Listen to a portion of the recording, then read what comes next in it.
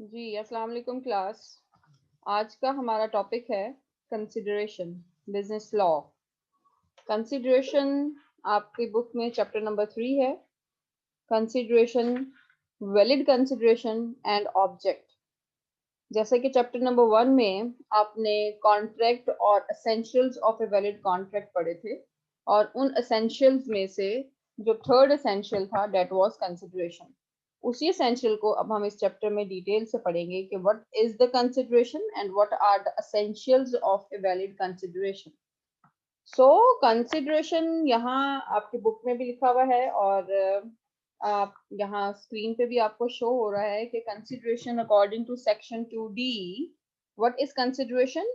When at the desire of the promisor, हाँ, जब promisor की डिजायर पे द प्रोमिस और एनी अदर पर्सन, ये प्रोमिजी है, ठीक है। ये यहाँ जो स्पेलिंग 1 E मिसिंग है, the promisee or any other person has done or abstained from doing, does or abstains from doing, or promises to do or abstains from doing something, such act or abstinence or promise is called a consideration for the promise, right? क्या है ये? बहुत बड़ी definition है। अब मैं आपको इसको वन बाय वन इसको पार्ट्स में कट डाउन करके एक्सप्लेन करने की कोशिश करती हूँ। when at the desire of the promiser, who is the promiser? जो प्रॉमिस करता है। अब हमने लास्ट टाइम ऑफर भी पढ़ लिया, एक्सेप्टेंस भी पढ़ लिया। जब ऑफर एंड एक्सेप्टेंस हो जाती है तो क्या हो जाता है? It makes a promise. और प्रॉमिस में जो प्रॉमिस करने वाला ऑफरर होता है वो प्रोमाइजर होता है, और ऑफरी को प्रोमाइजी बोलते हैं। तो यहाँ पे आप ये जो पार्टीज के नाम हैं आप समझ जाइए कि promisor is that person who is the offerer, and promisee is that person, ये promisee डबल ई है, promisee is that person who is the offeree। तो अब डेफिनेशन को समझिए। तो when at the desire of the promisor, कि जब promisor की ख्वाहिश पे, उसकी मर्जी पे, द प्रोमिजी और एनी अदर पर्सन, अब प्रोमिजी खुद या उसका कोई भी नुमाइंदा, एनी अदर पर्सन से मुराद कोई भी तीसरी पार्टी नहीं है। एनी अदर पर्सन से मुराद वो शख्स है जिसको के वो प्रोमिजी अलाउ करता है। लाइक बाप है तो वो अपने बेटे को भेज दे अपने बिहाफ पे, कोई मैनेजर है कोई कंपनी का तो वो अपने किसी एम्प्लॉई को अपने बिहाफ पे भेज दे। तो प्रोमिजी और any other person has done और abstained from doing, has done और abstain फ्रॉम डूइंग से मुराद क्या है? कि वो काम कर चुके हों या abstain फ्रॉम डूइंग या ना कर चुके हों, ठीक है। और promises टू डू और abstain फ्रॉम डूइंग समथिंग, या कुछ काम करने का वो आपस में वादा करें या कुछ काम ना करने का आपस में वादा करें, तो सच एक्ट और एब्सटिनेंस और promise is called a consideration for the promise. तो इस किस्म का कोई भी अमल, एक्ट और एब्सटिनेंस, मतलब ये क्या होता है? क्योंकि बाज दफा कोई कॉन्ट्रैक्ट होता है किसी काम को करने के लिए, ठीक है ना, पॉजिटिव कॉन्ट्रैक्ट्स होते हैं। एक्ट एक्ट से मुराद ये होता है कि जिस तरह मैं आपको एग्जांपल दूं कि if someone wants to construct a house for ₹10 lakh, तो उधर ये क्या है कि ए अगर प्रॉमिस करता है 10 लाख देने का, तो ये एक एक्ट हो गया कि ठीक है आप मेरा घर बनाइए, मैं आपको उसके बदले में ये रकम दूंगा। लेकिन एब्सटिनेंस क्या है कि अगर ए प्रॉमिस करता है बी से कि आप, मैं आपके खिलाफ कोई कार्रवाई नहीं करूंगा अगर आप मुझे, जो सपोज उसने उसको उधार दिया हुआ है और उस उधार से 5,000 मुझे ज्यादा दे देंगे ना, तो मैं आपके खिलाफ कोई कानूनी कार्रवाई नहीं करूंगा। अब ये ना करने की बात है, तो लेकिन ये जायज काम है, कोई इसमें ऐसी बात नहीं है कि कानून इससे मना करता हो। तो ये मतलब किसी काम को ना करने की इंटेंशन है, और ये ना करने वाला काम इलीगल नहीं है, अनलॉफुल नहीं है, तो ये वाला वादा भी कंसिडरेशन में आएगा।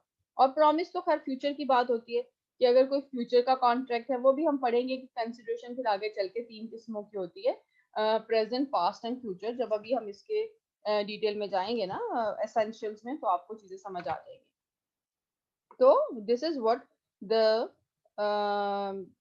definition of consideration. According to section 2D, when the at the desire of the promiser, the promisee or any other person has done or abstained from doing, does or abstains from doing, or promises to do or abstain from doing, so such act, abstinence or promise is called consideration. Okay, next is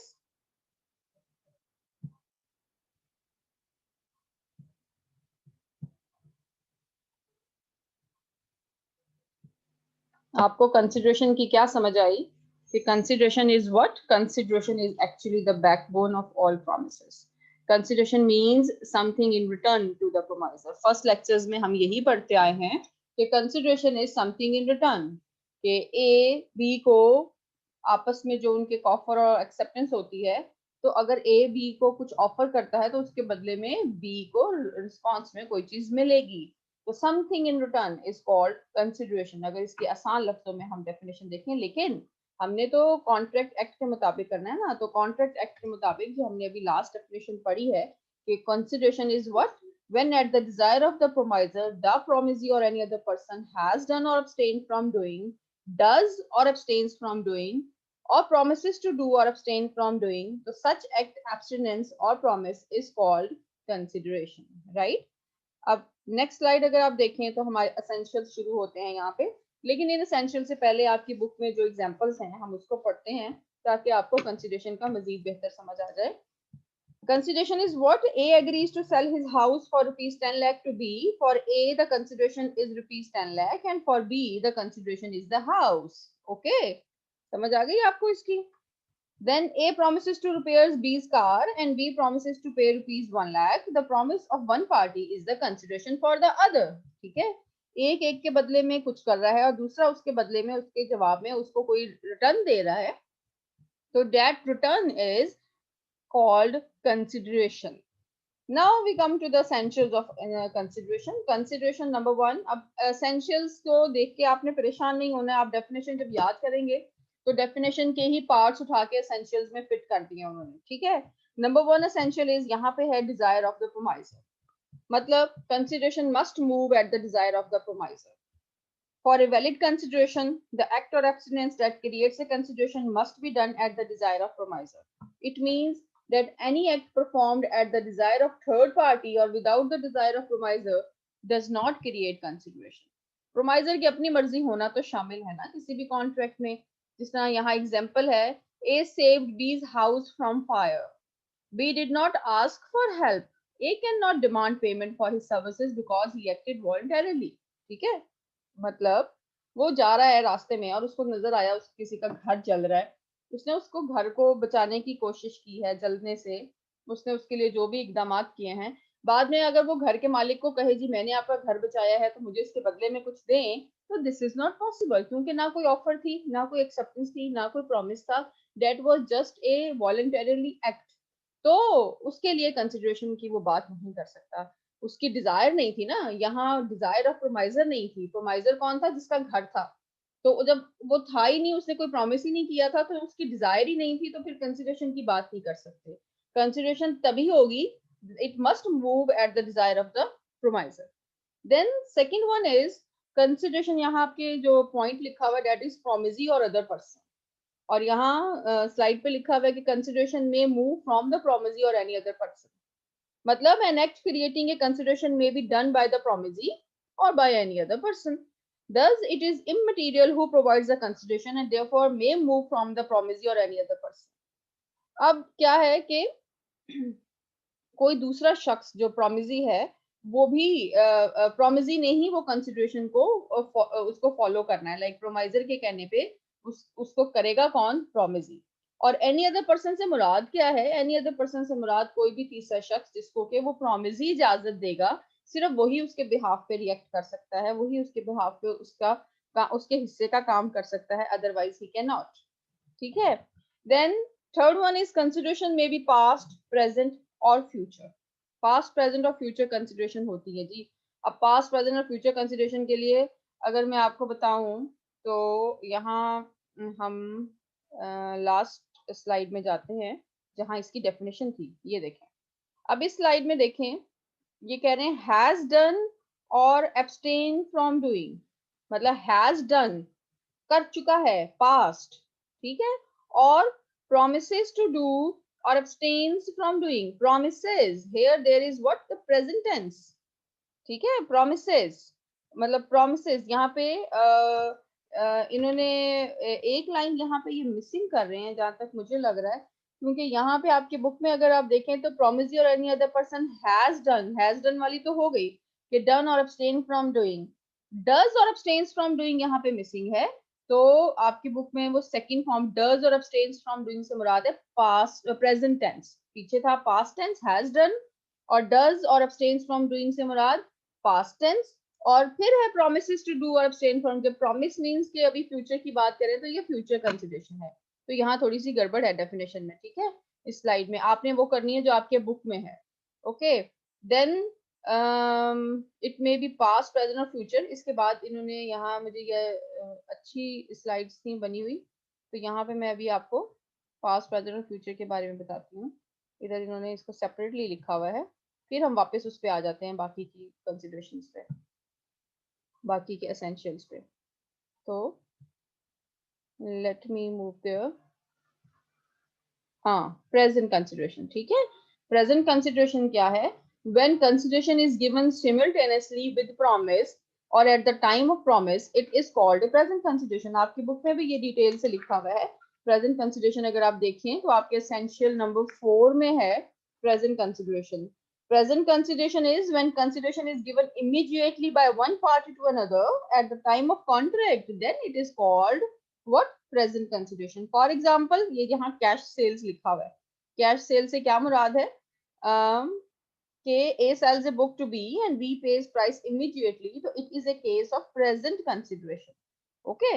इस time ये present consideration की बात है कि जब फौरन काम हो जाए, at the spot सब कुछ हो जाए, मतलब ऑफर भी हो जाए, एक्सेप्टेंस भी हो जाए, एक दूसरे को एक चीज वो पे कर दे और दूसरा उसके बदले में उसको कोई चीज दे दे, तो मतलब that is what the present consideration. Then second one is future consideration. Future consideration is a consideration is said to be future consideration when it is done in future or yet to be compiled with। यहाँ आपके book में future consideration क्या लिखा हुआ है कि जी when consideration on both sides is to move at some future date, जब दो पार्टीज के दरमियान कोई ऐसा कॉन्ट्रैक्ट हो कि वो फ्यूचर में होगा, तो वो फ्यूचर कंसिडरेशन होगी। For example, X promises to deliver a car to Y after a week, Y promises to pay the price at the time of delivery, तो it is what? The future consideration. Okay, तो future consideration, for example, एक किसान अपने जो भी जिसको उसने अपनी फसल बेचनी है उनको कहता है जी फसल मैंने अभी मेरी तैयार नहीं है, आप 1 महीने के बाद आइएगा और 1 महीने के बाद हम मामला तय करेंगे, तो that is what the future consideration, कि अभी चीज तैयार हो रही है और फ्यूचर में जाके वो उसके बारे में उसको जो भी उनको कॉन्ट्रैक्ट को सर अंजाम देना है, उसको पूरा करना है, वो तब होगा एट सम फ्यूचर डेट। ठीक है, तो that is what the future consideration. उसके अलावा एक कंसिडरेशन की थर्ड टाइप क्या है? That is past consideration. Past consideration क्या होती है? When consideration for the present promise was given by the party in the past before the date of promise, तो such a consideration is a past consideration. A has already rendered some services to B and B now makes a promise. Wait a minute. G. Past consideration. When consideration is given before the formation of agreement, it is called past consideration. It is not a valid consideration. When an act is done voluntarily without any promise for compensation, it is a past consideration. जैसे अभी हमने पीछे एक example पढ़ी थी कि वो किसी के घर को आग लग रही है और वो उसको बचा रहा है और बाद में कहे जी मुझे इसके बदले में कुछ दें, तो ये हो नहीं सकता, ये ऐसे मुश्किल है काम। यहाँ एग्जांपल है, A has already rendered some services to B and B now makes a promise। मतलब पहले का काम हुआ है, अब वो दूसरे की मर्जी है, अगर वो चाहे तो उसको उसके बदले में पे कर दे, लेकिन चाहे तो वो पे ना भी करे, उसको कोई रोक नहीं सकता है। For example, B found A's lost person, gave it to him. B cannot demand payment for him for the services due to the past consideration। उसकी मर्जी है, वो उसको पे कर दे, अदरवाइज वो past consideration ही कंसिडर होगी। A teaches B at his request in January. In February, B promises to pay A rupees 2000 for his services. So the service of A is the past consideration. ठीक है, तो that was all about the types of consideration, present, past and future, जो कि उसकी definition में भी आपको नजर आ रहे हैं। अब हम इसके एसेंशियल्स की तरफ वापस चलते हैं जहां से हमने इसको डिस्कनेक्ट किया था। कि ये किया था हमने लास्ट टाइम कि कंसिडरेशन में मूव फ्रॉम प्रोमिसी और द अदर पर्सन, ये हो गया। कंसिडरेशन में बी पास्ट, प्रेजेंट और फ्यूचर, ठीक है। X son was rescued from drowning by Y on 15th August at the request of X. Subsequently, on 17th, X promised to pay rupees 500 for the services rendered in the past. Y's consideration in this case is past consideration. Like, ठीक है, उसने उसको डूबते हुए बचाया, लेकिन कब क्यों बचाया? उसकी रिक्वेस्ट पे बचाया। तो ये क्या होगी? ये पास्ट कंसिडरेशन होगी। उसने कहा जी अगर आप मुझे यहाँ से बचा लेंगे तो मैं आपको पे करूंगा, तो उसके बाद ये वाली कंसिडरेशन पास्ट कंसिडरेशन कहलाएगी। कंसिडरेशन में भी पास्ट, प्रेजेंट और फ्यूचर की अगली एग्जांपल यहाँ दी हुई है कि example X agrees to look after the child of Y and he further agrees to receive all the expenses incurred by him from Y at the end of the year. In this case, the consideration is a future one to X. ठीक है कि X जो है वो Y के child को look after करने के लिए रजामंद हो जाता है, लेकिन इस शर्त पे कि पूरे साल के बाद उसको उसके सर्विस चार्जेस मिलेंगे। तो ये क्या हो गई है? This is what the future consideration, ठीक है। In this case the consideration is a future one, क्योंकि उसने फ्यूचर में जाके उसको पे करना है। फिर consideration need not to be adequate. Consideration का काफी होना काफी जरूरी नहीं है। काफी होना जरूरी नहीं है से क्या मुराद है कि कोई भी अपना जो कीमत है ना वो अपनी मर्जी की डिसाइड कर सकता है कंसिडरेशन में। ये जरूरी नहीं है कि जो मार्केट में कीमत चल रही है वो ही हो। कोई अपनी 5 लाख की चीज को 50,000 में बेच सकता है, ठीक है। कोई अपनी 50,000 की चीज को 5 लाख में बेच सकता है। ये उसकी मर्जी है ऑफरर की, इसमें कोई वो चीजें बाकी चीजें यहाँ लॉ इसमें इंटरफेयर नहीं करता। तो इसलिए consideration not to be need not to be adequate. Example, A agrees to sell his horse worth of rupees 25,000 to B for rupees 1,000. The contract is valid provided A's consent was freely obtained. अगर ए की consent है, अगर offeror की consent है, तो no one can do anything. उस अपनी मर्जी से वो अपनी चीज को किसी भी दाम में बेच सकता है। तो consideration need not to be adequate. आपकी बुक में एडिक्वेसी ऑफ कंसिडरेशन के नाम से ये टॉपिक है। Okay, then is consideration must be real and not illusionary. Means के कंसिडरेशन को रियल और कॉम्पिटेंट होना चाहिए, मतलब कुछ हकीकत से उसका ताल्लुक हो। ऐसे नहीं हो कि वो लगे कोई फसाना। Consideration must be real and not not something that is ambiguous. Okay, तो यहाँ कंसिडरेशन आपकी ये बुक में ये 6th पॉइंट है। It is necessary that consideration should be real and competent. A consideration is not considered real and competent if it is physically impossible, illegal, uncertain or unreal. ठीक है, ये 4 चीजें जो आपकी यहाँ बुक में मेंशन है, ये नहीं होनी चाहिए। तो फिर वो कंसिडरेशन को समझा जाएगा कि वो रियल है। वो 4 चीजें कौन सी हैं? फिजिकली इम्पॉसिबल से क्या मुराद है कि अगर a promise to put life in B's dead brother and B promised to pay rupees 1 lakh, then consideration is not valid. Legally impossible से क्या मुराद है कि A promises to pay rupees 1 lakh to B if B promises to beat C. तो किसी को मारने के बाद करना is illegal, so the consideration is not valid. Uncertain से क्या मुराद है कि A implies B for some work and promises to pay reasonable amount to him. ये क्या बात हुई? आप किसी को काम के लिए रख रहे हैं और कह रहे हैं कि जो मुनासिब होगा मैं तुम्हें दूंगा। नहीं, उसकी एक सर्टन अमाउंट लाजमी है उसको बताना। तो इस किस्म की चीजें जो हैं ये इसकी कंसिडरेशन में किसी किस्म की कोई इजाजत नहीं है।